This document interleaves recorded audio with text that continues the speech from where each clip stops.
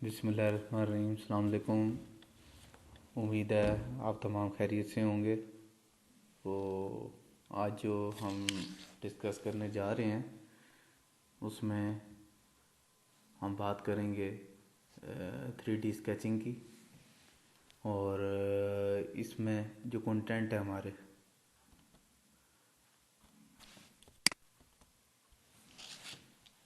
वो होंगे पैरामीटर्स और 3D sketching entities.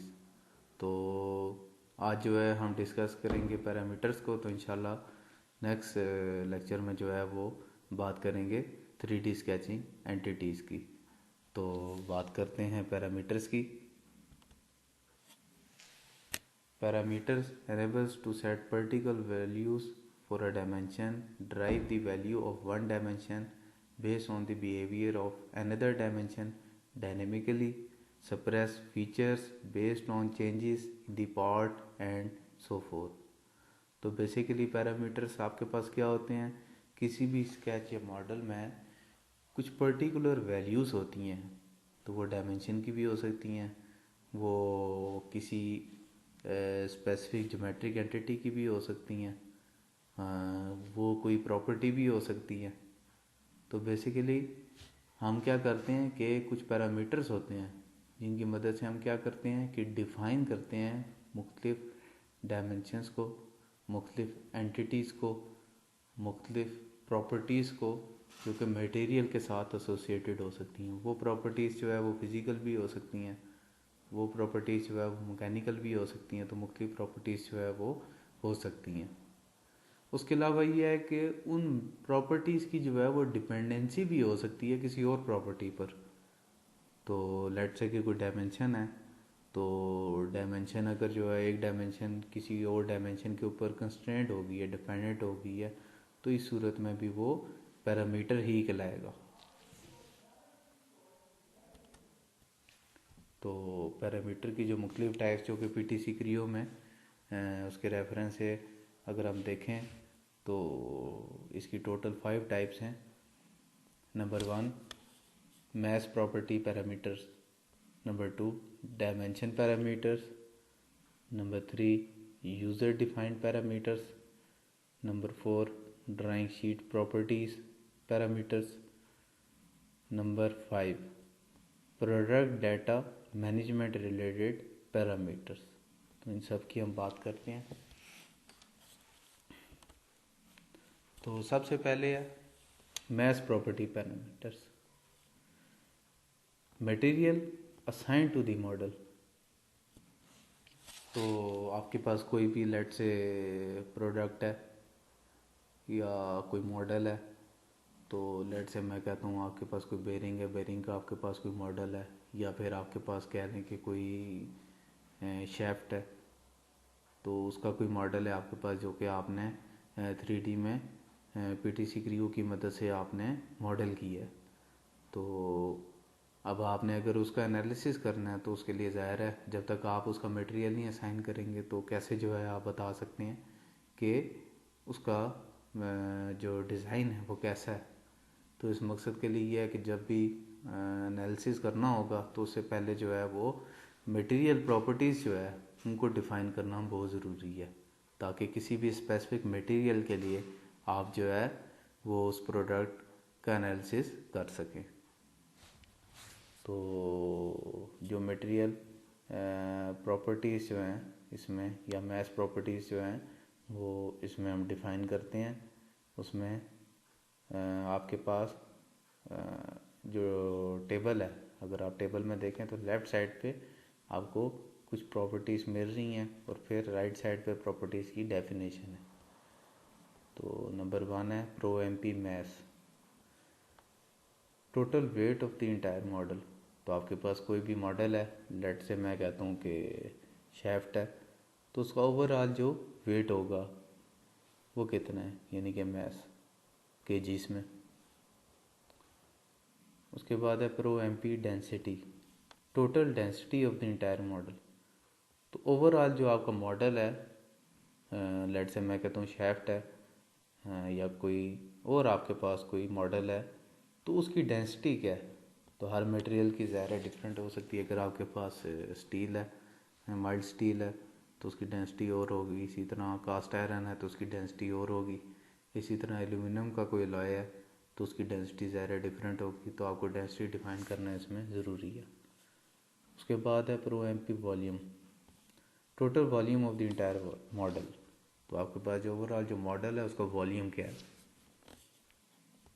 Pro amphi area, total area of the entire model. तो आपके पास जो भी मॉडल है किसी भी ऑब्जेक्ट का, लेट से कोई शेफ्ट है, तो उसका ओवरऑल जो कवर्ड एरिया है वो क्या है। उसके बाद प्रो एम्पी centre of gravity X in Y in Z. तो centre of gravity about X Y and Z coordinates for the entire model. तो आपके पास कोई भी ऑब्जेक्ट है उसका एक्स वाई और जेड एक्सिस जो कोऑर्डिनेट्स हैं उसके अबाउट उसका सेंटर ऑफ ग्रेविटी क्या है। तो ये भी मैथ प्रॉपर्टी में आएगा। उसके बाद है pro M P I double X double Y and double Z, movement of inertia about X Y and Z axis for the entire model respectively. तो आपके पास जो है कोई भी मॉडल है, लेट से शेफ्ट है, कोई बेरिंग है, तो मूवमेंट ऑफ इनर्शिया जो है उसका डिफाइन करना वो भी मैथ प्रॉपर्टी पैरामीटर्स में आएगा। उसके बाद है dimension parameters, dimensions assign to the sketch और अ मॉडल। तो कोई डायमेंशन है जो कि आप किसी भी स्केच या मॉडल को असाइन करना चाहते हैं, तो उस मकसद के लिए डायमेंशन पैरामीटर्स जो है उनको यूज़ किया जाता है। तो मुख्तलिफ डायमेंशन पैरामीटर्स जो अवेलेबल हैं पीटीसी क्रियो में, तो उसमें सबसे पहले D number, displays a dimension in a drawing note where number is the dimension id। तो आपके पास कोई भी डायमेंशन है जो कि ड्राइंग नोट में आप डिस्प्ले करना चाहते हैं, तो उस मकसद के लिए आप क्या करेंगे, हम डी को यूज़ करते हैं। तो इसमें जो नंबर है, ठीक है, ये डायमेंशन की आईडी होगी कि आप जो है यहाँ पर कोई भी नंबर जो है इसको डिनोट करेंगे। उसके बाद नंबर 2 है AD, displays an associative dimension in a drawing note where number is the dimension ID. तो आपके पास कोई भी ड्राइंग है, तो 2D में है, 3D में है, कोई भी स्केच है, तो कोई मॉडल है, कोई पार्ट है, तो उसकी जो ओवरऑल ड्राइंग है, तो उसके साथ कोई भी डायमेंशन अगर एसोसिएटेड डायमेंशन, तो उस मकसद के लिए जो है यहाँ पर एडी जो है वो यूज़ होगा, एसोसिएटेड डायमेंशन। तो नंबर फिर उसी तरह जो है वो बताएगा कि डायमेंशन आईडी क्या है। तो अगर आपके पास मोर देन वन डायमेंशन है, तो अगर मोर देन वन जो है एसोसिएटेड डायमेंशन है, तो आपको फिर उन तीनों की जो है वो सेपरेट आईडीज़ डिफाइन करनी होंगी किसी भी स्पेसिफिक डायमेंशन के साथ। उसके बाद नंबर 3 है RD, displace a reference dimension in a drawing note. तो आपके पास कोई रेफरेंस डायमेंशन है जो कि आपने किसी और डायमेंशन के रेफरेंस से प्रोवाइड की है किसी स्केच या मॉडल में, तो उसे हम आरडी से डिनोट करते हैं। वे number is the dimension ID, तो अगेन जो है वो आईडी की बात करेगा। उसके बाद है P, displace an instance number of a pattern in a drawing note where number is the pattern ID. तो इसमें आपके पास क्या होगा कि कोई भी आप स्केचिंग कर रहे हैं 2D में या फिर कोई मॉडलिंग कर रहे हैं, तो अगर उसमें कोई मखसूस पैटर्न आ रहा है तो उसका इंस्टेंस नंबर क्या होगा। जैसे आपके पास मुख्तलिफ स्केचेस होते हैं जिसमें ये होता है कि कोई स्पेसिफिक स्केच होता है जो कि रिपीट हो रहा होता है, जैसा कि कोई आपके पास मेटल प्लेट है जिसमें एक ख़ास सीक्वेंस में एक पीरियोडिक वे में आपके पास 20 या 30 या 100 जो है वो होल्स हैं। तो अगर वो एक ही डाई के हैं और एक पैटर्न से जो है वो आ रहे हैं तो उसकी रिपीटिशन क्या होगी, तो वो होगा उसका इंस्टेंस नंबर कि कितने होल्स हैं। अब 100 है तो इंस्टेंस नंबर 100 होगा, तो ये उसमें इंस्टेंस नंबर आ जाएगा। और उसके बाद कि आपके पास नंबर ऑफ पैटर्न्स जो हैं वो कितने हैं, तो उसके कोरेस्पॉन्डिंगली आप क्या करेंगे कि पैटर्न आईडी उसकी डिफाइन कर देंगे। उसके बाद है G, displace a G tool in a drawing note. तो ज्योमेट्रिक टॉलरेंसेस होती हैं आपके पास डायमेंशंस की, तो अगर आपने उनको डिफाइन करना है तो उस मकसद के लिए आप जी टूल को जो है वो डायमेंशन पैरामीटर में यूज़ कर सकते हैं।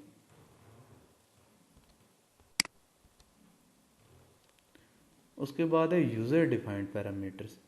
तो उसके अलावा आपके पास कुछ पैरामीटर्स होते हैं जो कि यूज़र की जानिब से डिफ़ाइन किए जाते हैं, यानी कि जो सॉफ्टवेयर को यूज़ कर रहा होता है। जैसे कि फॉर एग्जांपल आप अगर पीटीसी क्रियो को यूज़ कर रहे हैं तो उसमें मखसूस पैरामीटर्स को डिफ़ाइन करना चाहते हैं तो आप जो है वो यूज़र डिफाइंड पैरामीटर्स को यूज़ कर सकते हैं।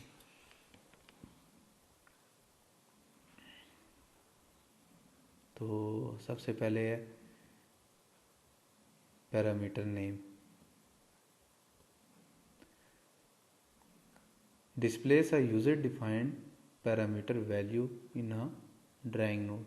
तो आप अगर कोई स्पेसिफिक पैरामीटर जो है उसको डिफाइन करना चाहते हैं तो उस मकसद के लिए आप क्या करेंगे, पैरामीटर नेम जो है उसको यूज़ कर सकते हैं। Parameter name ATTCMP, an object parameter that indicates the parameters of the component to which a note is attached। तो किसी भी ऑब्जेक्ट का पैरामीटर होगा जो कि हमें इंफॉर्मेशन प्रोवाइड करेगा कि किसी भी कंपोनेंट में आपके पास कितने पैरामीटर्स जो हैं वो इन्वॉल्व हैं जिसके साथ आपने नोट को अटैच किया हुआ है। तो नंबर ऑफ पैरामीटर्स जो हैं वो इसमें डिफाइन करने होंगे। उसके बाद है as, an object parameter that indicates the parameters of the edge to which a note is attached। तो आपके पास कौन सा ऐसा स्पेसिफिक पैरामीटर है जो कि हमें इंफॉर्मेशन प्रोवाइड कर रहा है कि कौन कौन से पैरामीटर्स जो हैं वो एजेस के साथ कनेक्टेड हैं किसी भी स्केच या मॉडल में। तो उसके बाद है feet, an object parameter that indicates the parameters of the feature to which a note is attached। तो आपके पास क्या होगा इसमें कि किसी भी स्पेसिफिक फीचर के साथ जो है पैरामीटर्स जो हैं अगर कोई एसोसिएटेड हैं तो उसके बारे में आप जो है वो फीड को यूज़ कर सकते हैं। उसके बाद है MDL, an object parameter that indicates the parameters of the model to which a node is attached। तो आपके पास अगर कोई स्पेसिफिक मॉडल है जिसके पैरामीटर्स आप जो है वो डिफाइन करना चाहते हैं तो उस मकसद के लिए हम MDL को यूज़ कर सकते हैं। तो उसके बाद है pipe band, an object parameter that indicates the parameters of the pipe band to which a node is attached। तो अगर आपके पास किसी पाइप में कोई बैंड आ रहा है तो अगर जो है आप उसके हवाले से कोई पैरामीटर डिफाइन करना चाहते हैं तो आप पाइप बैंड को यूज़ कर सकते हैं। इसके अलावा और भी बहुत से पैरामीटर्स हैं जो कि यूज़र डिफाइंड पैरामीटर में यूज़ होते हैं। तो उसमें से हमने कुछ जो डिस्कस किए हैं वो यही हैं। तो उसके अलावा दीगर भी होते हैं जिनके ऊपर बात की जा सकती है। उसके बाद नेक्स्ट है drawing sheet parameters, properties of drawing sheet. तो आपके पास कोई भी ड्राइंग शीट है, अगर आप उसे क्रिएट करते हैं पीटीसी क्रियो में तो उसके मुख्तलिफ पैरामीटर्स जो कि उसकी प्रॉपर्टीज़ के साथ एसोसिएटेड हैं। तो अगर आप उनकी बात करना चाहते हैं तो ड्राइंग शीट पैरामीटर्स जो है वो उसके लिए मौजूद है। तो उसमें जिन पैरामीटर्स की हम बात करेंगे उसमें नंबर 1 है शीट नंबर। डिस्प्लेस अ ड्राइंग लेबल इंडिकेटिंग दी करंट शीट नंबर। तो आपके पास एक स्पेसिफिक जो है वो शीट नंबर होगा जो कि ड्राइंग लेबल की सूरत में होगा। तो उसकी इंडिकेशन के लिए जो है वो शीट नंबर ज़रूरी है। उसके बाद है sheet name. Displace a drawing label indicating the current sheet name.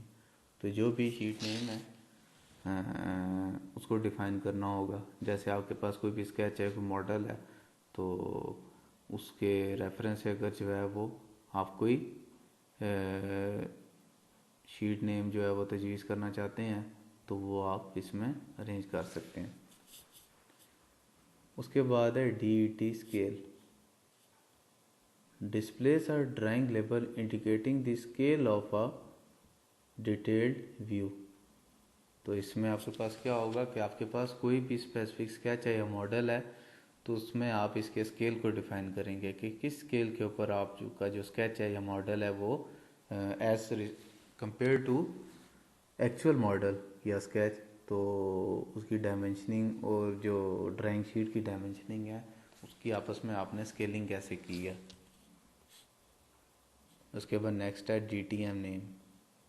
Displays datum names in a drawing note where the name is the name of the datum plane.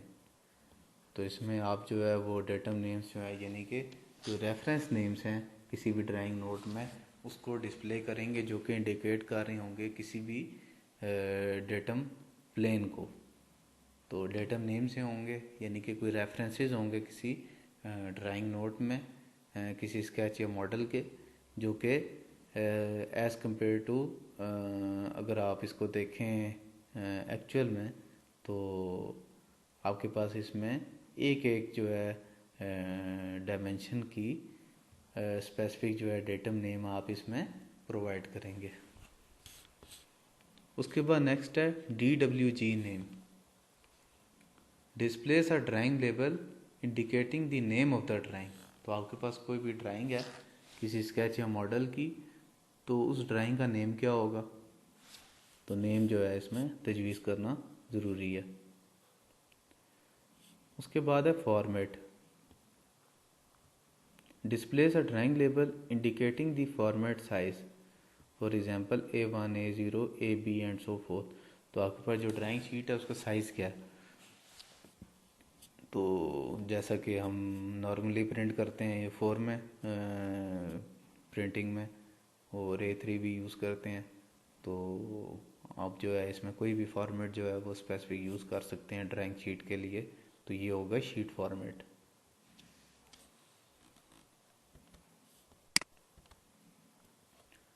उसके बाद नेक्स्ट है product data management. Properties related to product data management. तो आपके पास कोई भी specific product है, अगर हम इंडस्ट्री के रेफरेंस से बात करें तो अगर इंडस्ट्री में जो है कोई लेट से मैं कहता हूँ कि वो अगर मोटरसाइकिल की कोई इंडस्ट्री है, मोटरसाइकिल मैन्युफैक्चरिंग इंडस्ट्री, या फिर उसका कोई स्पेसिफिक स्पेयर पार्ट जो है वो बना रहे हैं, लेट से मैं कहता हूँ मोटरसाइकिल का टायर है, तो अब टायर आपके पास एक स्पेसिफिक प्रोडक्ट है तो उसकी मैनेजमेंट के हवाले से कुछ प्रॉपर्टीज़ होंगी उस स्पेसिफिक स्केच या मॉडल की। तो उसका जो डाटा होगा, कोई भी स्केच है तो डाटा में आपके पास जो है वो डायमेंशन भी हो सकती हैं, उसकी प्रॉपर्टी भी हो सकती हैं, उसके अलावा ये है कि मटेरियल प्रॉपर्टीज़ भी हो सकती हैं। तो ये इन तमाम की जो मैनेजमेंट है उसको प्रोडक्ट डाटा मैनेजमेंट में हम डील करते हैं। तो इसमें नंबर 1 जो है वो PDM-DB displace the data base of the origin of model. तो इसमें जो है वो बताया जाएगा कि जो आपके पास जो मॉडल है, जिस मॉडल का आप स्केच प्रोवाइड कर रहे हैं या जो आप मॉडल की जो उसका कैड मॉडल प्रोवाइड कर रहे हैं उसका ओरिजिन क्या है।